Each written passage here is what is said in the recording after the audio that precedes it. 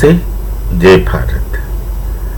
East Bengal, which later became East Pakistan and then Bangladesh, was divided.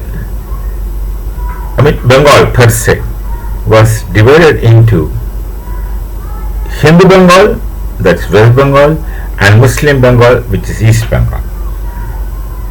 So Bengal was divided in 1905 as Hindu and Muslim, which is not properly taught in the history books because the history was written in the past by either leftists or the leftist radical Islam, political Islam combo. That's why most of the books were written in Bharat. It's only slowly that reality started coming, very gradually but very slowly. And that division took place. Then the division of Bharat as Hindu Bharat and Muslim Pakistan, the erstwhile already divided Muslim Bengal, which is East, had become or becomes East Pakistan. And then of course, the Punjabi kind of characters of Pakistan and also the army, they disgorged atrocities on the people of East Bengal, and there was a reaction, there was a conflict, they were crying and craving for Bangladesh, and eventually in 1971 Bangladesh was born at the instance of Bharat in capital letters. And that time 30 lakhs of refugees were officially admitted in Bharat. That's in 1971. Many of them, maybe not most, but many of them were Hindus. They deserved to come back to their homeland, and they are now settled in different parts of Northeast. Details must be available. I'm not going into that. That's in 1971. But then all those people infiltrated into Bharat after 1971, mostly illegally, started lingering around. Then the communist government of Bengal, that's West Bengal, found the Bangladeshi infiltrated Muslims as a legitimate vote bank. They ruled continuously, roughly for 30 years if I am not wrong. The communists ruled for some 30 years if I am not wrong. I stand corrected.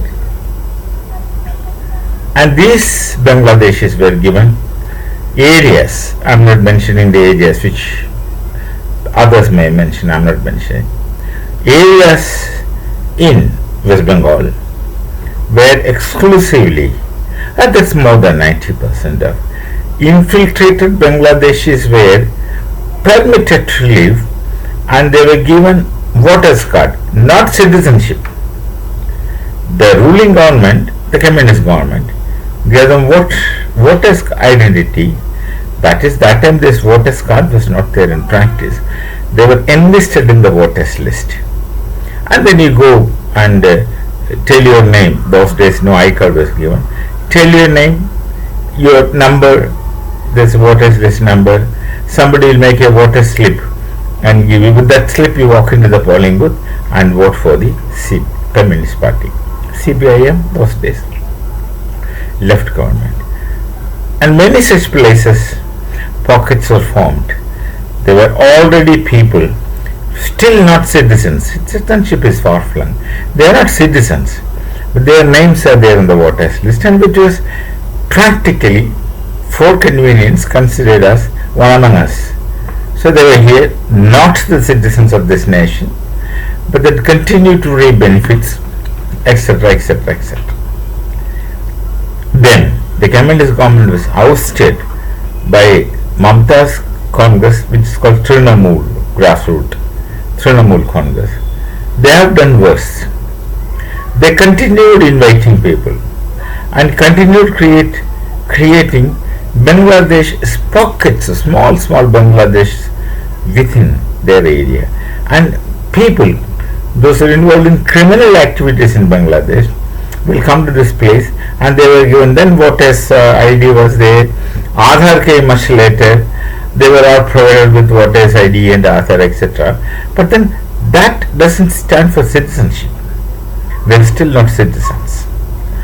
It's easy for one to find out whether you are a citizen or not. Somebody says, I am from West Bengal. I have personally seen many such cases. You ask him his name. First thing, he doesn't give his Muslim name. He will either say Munna, Raju, all those names, which are neutral names. Then you ask him, you are from which place? He mentions a village name. Suppose you ask him nearby places, he wouldn't be able to say. He doesn't know, because he never lived in such place. He simply says, claims to be with one or two names of the villages in Bharat, and would say that they are from that place. When you ask about some nearby area or something about that place or the way to that place, this man goes blank, because he doesn't know. He is a branch in Bangladesh. And like that, about 2 crores or more illegal immigrants are living. And the politicians, starting with communism to Mamata, they maintain these people as their vote banks. They'll continuously live in. En bloc vote comes to them, they'll continuously live in. So they were so sure that the rule will never end. That's how the former Chief Minister Mamata refused to resign. She got glued herself to the seat and says, I'm not quitting. Then of course the governor has to use his authority to dissolve the government. And then probably she must have gone, because today or yesterday the government sworn in, and then there will be retaliatory measures of ousting these people from Bangladesh, West Bengal. Bengal needs to be born again. That's the situation. So many years after the last Hindu ruler from Bengal had vanished, it was Mughals and others and many others, and then Nawabs were ruling, etc. And it is only in 1905, when Bengal was divided into Hindu Bengal and Muslim Bengal, the very next year, 1906, at the instance of the Nawab of Dhaka, the All India Muslim League was formed. Muslims wanted a political party all for themselves, not satisfied with the International Congress, because they thought they believed that Indian National Congress is a Hindu party. To that extent, separatists. And then of course, whatever happened, you know, it's in front of your eyes. You just open your eyes and see. Now, all those years, 1,000 years plus, Bengal was under the clutches of these people who are not Bengalis, who do not have the Bengaliness in them. So it would take time. It will take time. Now it's only a beginning, very humble beginning. Sometimes the beginning is strong, which is highly called for, and then it will take time to detoxify the Bengali society. Let's hope things will go in the right directions, and we shall meet.